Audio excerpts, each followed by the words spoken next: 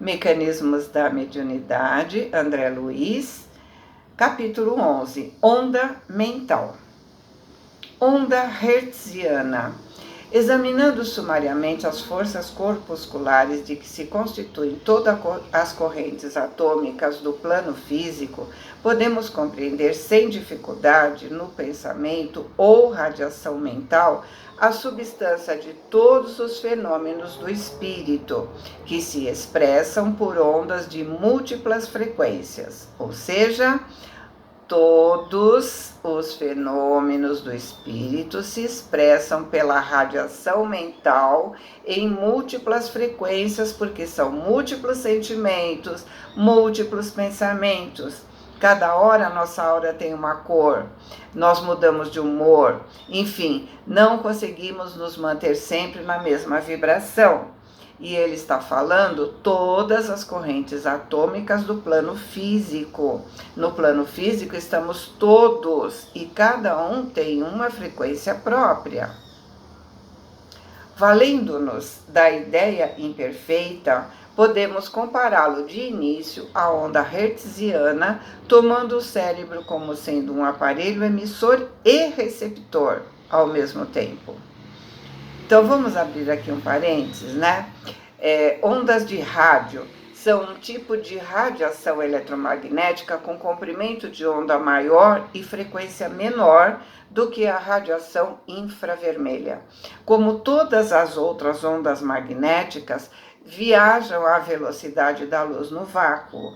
Elas são geradas naturalmente por raios ou por objetos astronômicos. Artificialmente, as ondas de rádio podem ser geradas para radioamadores, radiodifusão, rádio e televisão, telefonia móvel, radar e outros sistemas de navegação, comunicação via satélite, redes de computadores e em inúmeras aplicações. Tais ondas eletromagnéticas também são denominadas ondas hertzianas e popularmente conhecidas como ondas de radiofrequência ou simplesmente ondas de rádio. As ondas hertzianas podem ser produzidas por corrente elétrica de que oscilam rapidamente, ou seja, correntes elétricas de alta frequência em um condutor como uma antena. Do ponto de vista físico, a menos de seu comprimento de onda e frequência, as ondas de rádio compartilham das mesmas propriedades de outras ondas eletromagnéticas, como a luz, a radiação infravermelha, raio-x, etc. Então, ele está dizendo que emitimos e recebemos ao mesmo tempo e retemos as afins.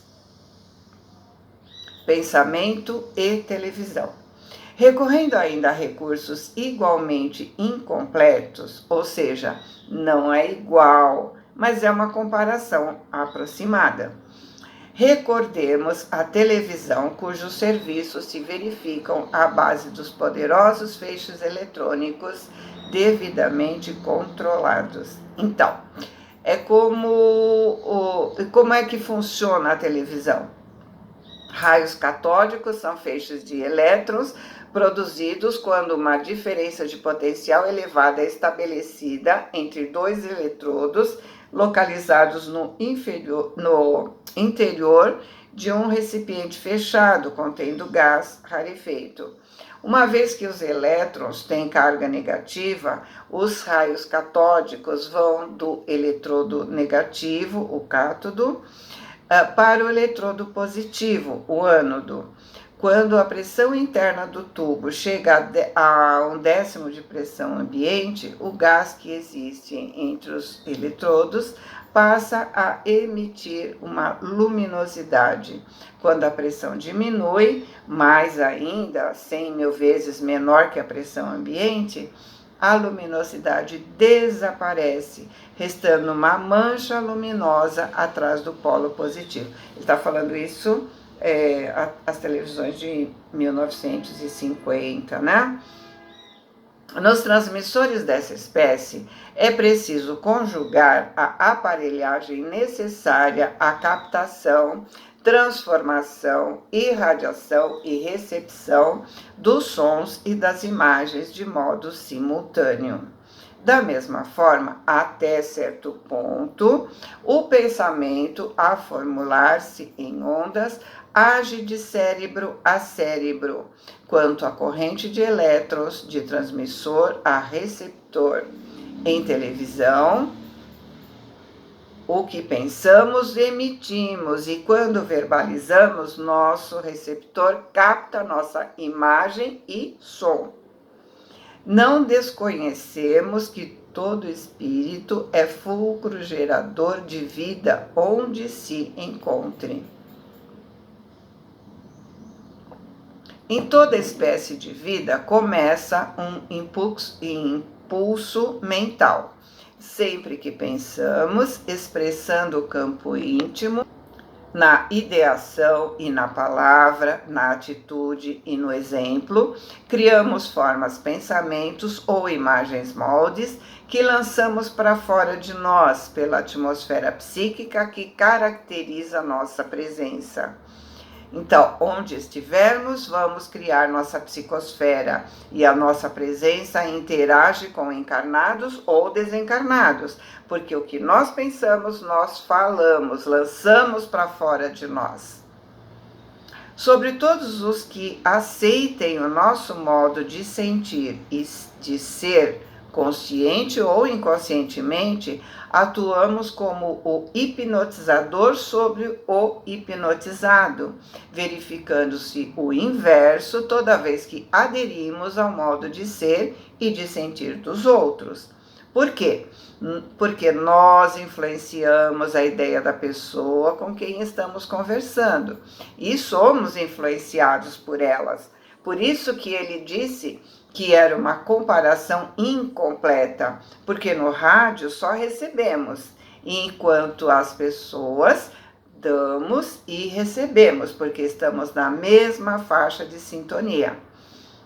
O campo espiritual de quem sugestiona gera no âmbito da própria imaginação os esboços ou planos que se propõe exteriorizar, assemelhando-se então à câmara de imagens do transmissor comum, em que o inoscópio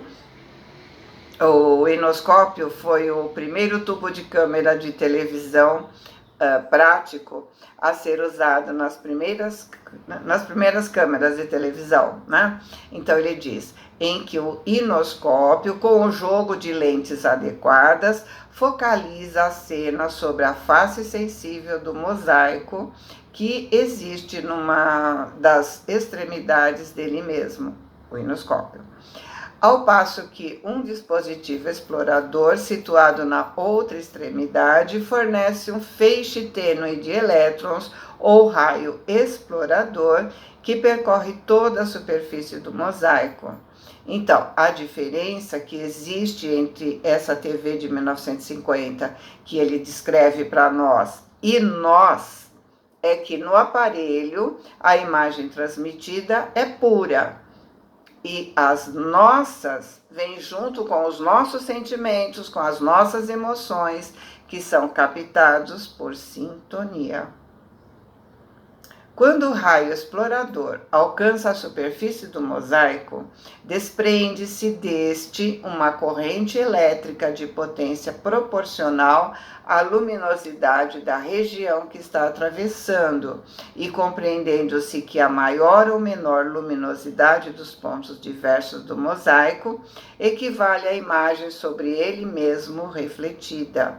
Perceberemos com facilidade que as variações de intensidade da corrente fornecida pelo mosaico equivalem à metamorfose das cenas em eletricidade, variações que respondem pelas modificações das cores e respectivos semitons.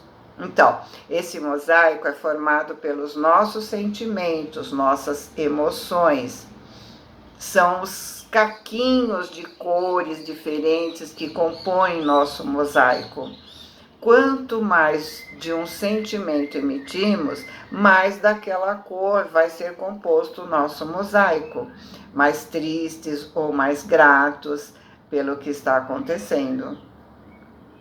As imagens arremessadas através do dispositivo de focalização da câmera, atingindo o mosaico, se fazem invisíveis ao olhar comum. Nessa fase de transmissão, os vários pontos do mosaico acumulam maior ou menor corrente elétrica, segundo a porção de luz a incidir sobre eles.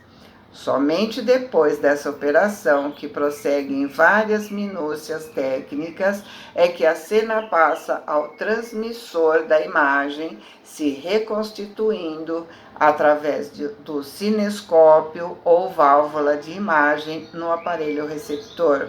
Válvula essa cujo funcionamento é quase análogo ao do inoscópio na transmissão, embora fisicamente não se pareçam.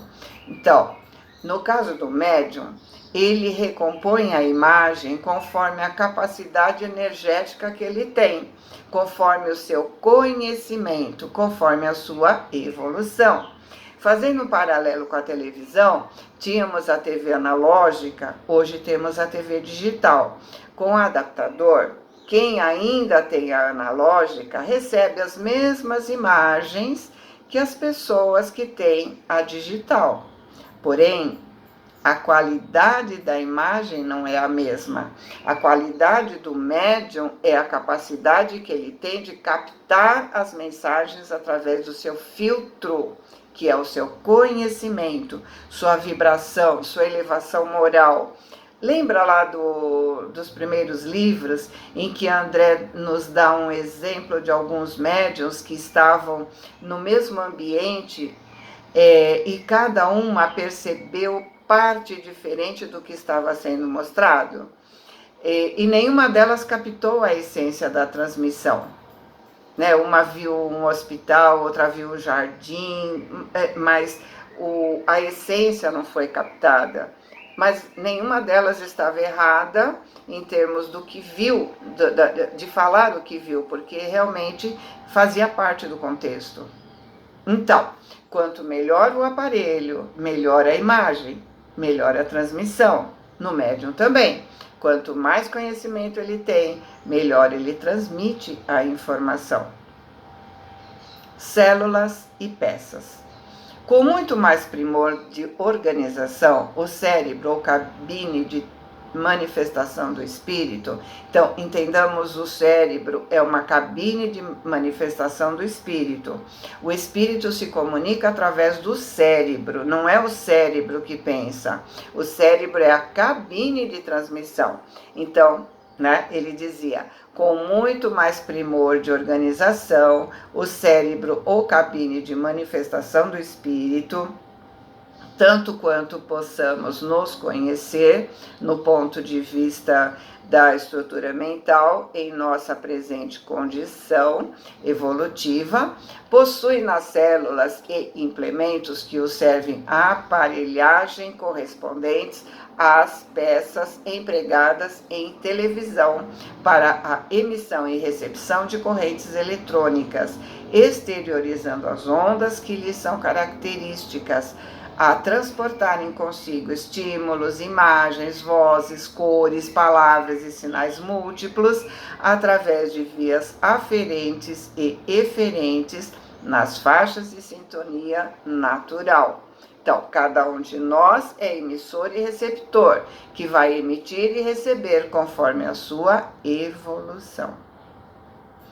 As válvulas, câmaras, antenas e tubos destinados à emissão dos elétrons, ao controle dos elétrons emitidos, à formação dos feixes corpusculares e respectiva deflexão, desvio vertical e horizontal, e as operações outras para que o mosaico ou espelho elétrico forneça os sinais de vídeo equivalentes à metamorfose da cena em corrente elétrica, e para que a tela fluorescente converta de novo os sinais de vídeo para a própria cena óptica a exprimir-se nos quadros televisionados, configuram-se admiravelmente nos recursos sensíveis do cérebro, sistema nervoso, plexos e glândulas endócrinas, enriquecidos de outros elementos sensoriais no corpo físico e psicossomático, ainda nos cabendo acentuar que a nossa comparação peca demasiado pela pobreza conceitual, porque em televisão, na atualidade, há conjuntos distintos para emissão e recepção, quando o espírito, na engrenagem individual do cérebro, conta com recursos avançados para o serviço de emissão e recepção simultâneos. Alavanca da vontade. Reconhecemos que toda criatura dispõe de oscilações mentais próprias, pelas quais entra em combinação espontânea com a onda de outras criaturas desencarnadas ou encarnadas, que se afinem com suas inclinações e desejos, atitudes e obras no quimismo, nas composições químicas, inelutável do pensamento. Então, temos ondulações próprias, mas estamos navegando nas ondas das pessoas, daqueles que se afinizam conosco espontaneamente, por sintonia. Então, vamos entender a inspiração como sendo o aprimoramento da captação dos pensamentos daqueles com os quais estamos sintonizados. Por isso, ela acontece ao mesmo tempo em lugares diferentes. Portanto, não é coincidência, é comprimento de onda, é captação da onda cerebral daqueles que se sintonizam, daqueles que estão empenhados em resolver os mesmos problemas.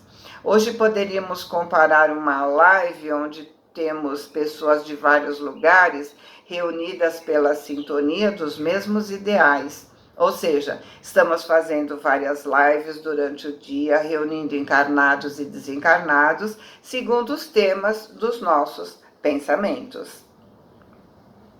Compreendendo-se que toda partícula de matéria em movimentação se caracteriza por impulso inconfundível, fácil será observar que cada espírito, pelo poder vibratório de que seja dotado, imprimirá aos seus recursos mentais o tipo de onda ou fluxo energético que define a sua personalidade, a evidenciar-se nas faixas superiores da vida, na proporção das grandezas morais do ponto de vista de amor e sabedoria, que já tem acumulado em si mesmo, ou seja, não é o que aparentamos ser, mas o que somos realmente. Olha o que ele disse, poder vibratório de que seja dotado. Vamos, de acordo com os nossos recursos mentais, estar em onda ou fluxo energético daqueles que têm as mesmas grandezas morais, a mesma qualidade de amor e sabedoria que temos, cada um segundo as suas obras. E para manejar as correntes mentais, em serviço de projeção das próprias energias e de assimilação das energias alheias, a alma dispõe em si da alavanca da vontade, por ela vagarosamente constituída em milênios e milênios de trabalho automatizante. Então, a alavanca da vontade é a vontade real, que eu trago pelas encarnações afora, ele disse, construída vagarosamente pelos milênios. É vontade real, é aquela vontade que eu conheço, que eu começo, mas deixo de lado, porque depois eu faço, porque agora não, porque é muito chato, é muito difícil. Essa é a alavanca da preguiça. Portanto, a alavanca da vontade depende não só da vontade, mas do domínio que temos sobre a vontade. É aquela que faz com que a gente cresça ou fique estacionado. Depende do domínio que temos dessa vontade. É um trabalho que eu vou acumulando para o bem ou para o mal? Vemos pessoas que desde pequeno já falam, eu vou ser professor, eu vou ser médico, eu vou ser bombeiro, enfim, elas trazem uma vontade acumulada. A princípio, a vontade ligada aos círculos estreitos do primitivismo, agarrada ao instinto de preservação, faz do espírito um inveterado monomaníaco do prazer inferior. Então, no início, estamos procurando apenas nos alimentar, comer, dormir, pelo puro instinto de conservação.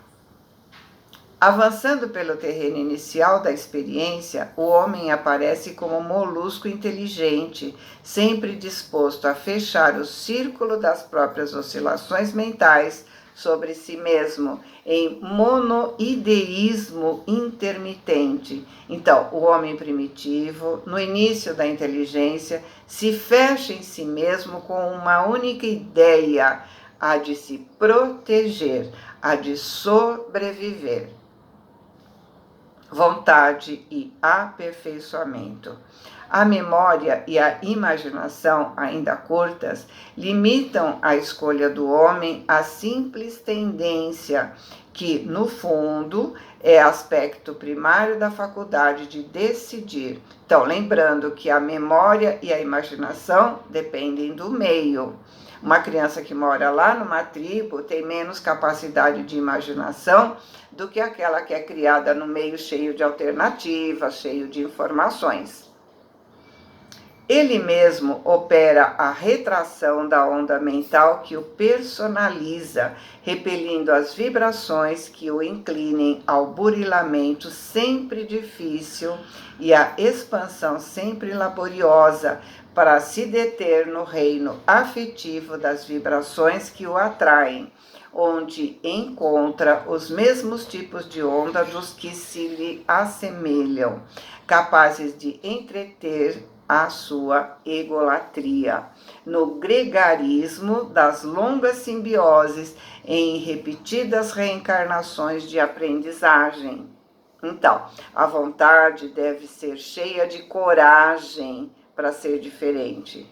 Entre sair da zona de conforto e procurar o burilamento, a maioria prefere se manter na zona de conforto para se sentir bem.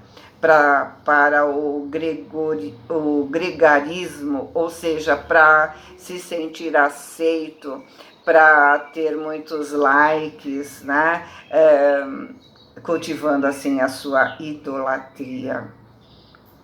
A civilização, porém, sempre chega. O progresso impõe novos métodos e a dor estilhaça envoltórios. As modificações da escolha acompanham a ascensão do conhecimento.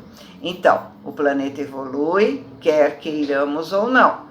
Também evoluímos, mesmo que queiramos permanecer naquela carapaça que ele falou, né? A dor evolução acaba quebrando essa carapaça, nos fazendo crescer. E a dor expiação, como ele nos mostrou lá no livro Ação e Reação, é a dor de limpar aquilo que nós sujamos. E no mesmo livro, né, Ação e Reação, ele nos fala da dor auxílio, que é aquela que nos tira do caminho errado, entre aspas, né, e nos direciona para o caminho a ser seguido. E as modificações da escolha são outras necessidades, quando nós estamos buscando conhecimento, quando eu encontro novos caminhos, eu evoluo moralmente e aquilo que me servia não me serve mais, porque eu me modifico. A vontade de crescer e a vontade de domínio no curso de largos séculos convertem-se em prazer de aperfeiçoar e servir, acompanhados de autodomínio. Então, buscamos o prazer, buscávamos o domínio.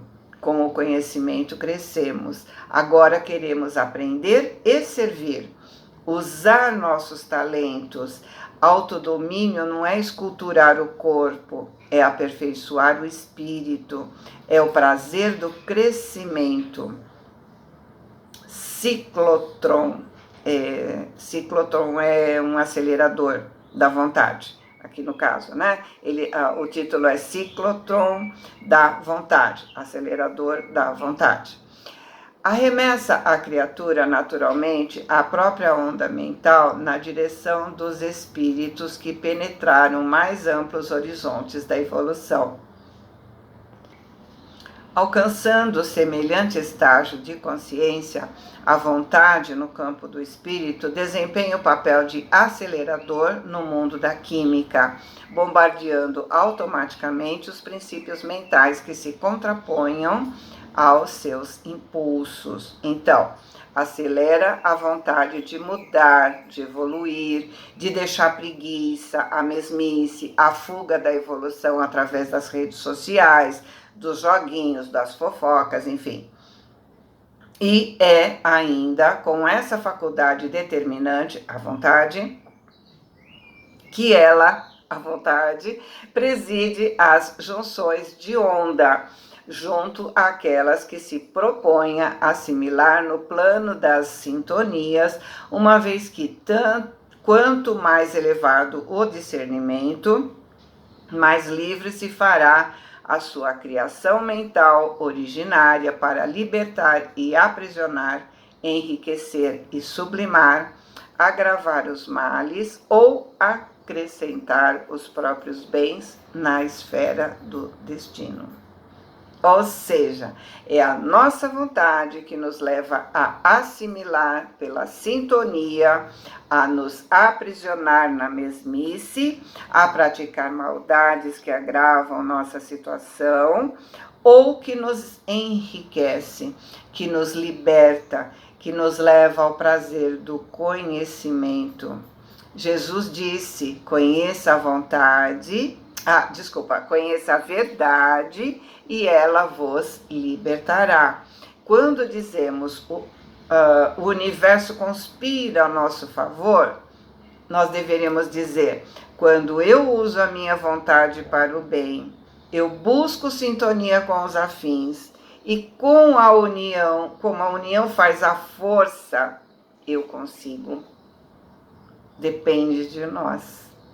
Como disse Paulo, tudo é permitido, mas nem tudo me convém. E como André termina esse capítulo, é sair dos prazeres básicos para os prazeres sublimes. Boa semana, fiquem com Deus, amo vocês.